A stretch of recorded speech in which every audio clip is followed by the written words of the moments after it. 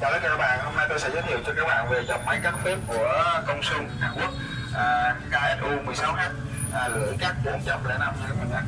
Thông thường ở Việt Nam mình thì nó sẽ là lưỡi cắt 400 các bạn ha.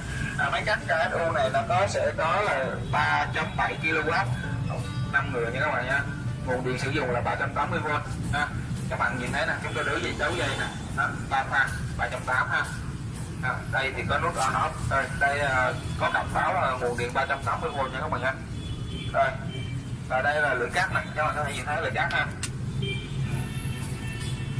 Rồi, đây là tem máy thì nó sẽ giới thiệu là nguồn điện 220, 380V, 60Hz nha các bạn, 60 tới 50Hz.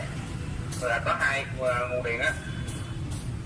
Rồi, các bạn có thể đọc một số cảnh báo thì cái này tốc độ của nó là khoảng 2.750 vòng, rất là thấp. Cái này các bạn có thể bỏ lưỡi đầu kim vào cắt được nha, lưỡi đầu kim cắt ha. Rồi, bây giờ tôi sẽ demo cho các bạn nhìn thấy máy này nó cắt khỏe với mức độ nào.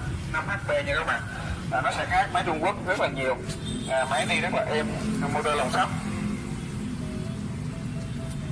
motor lồng sắt nha các bạn ha. Rồi, bây giờ tôi sẽ cắt cho các bạn. Rồi, các bạn nhìn nè.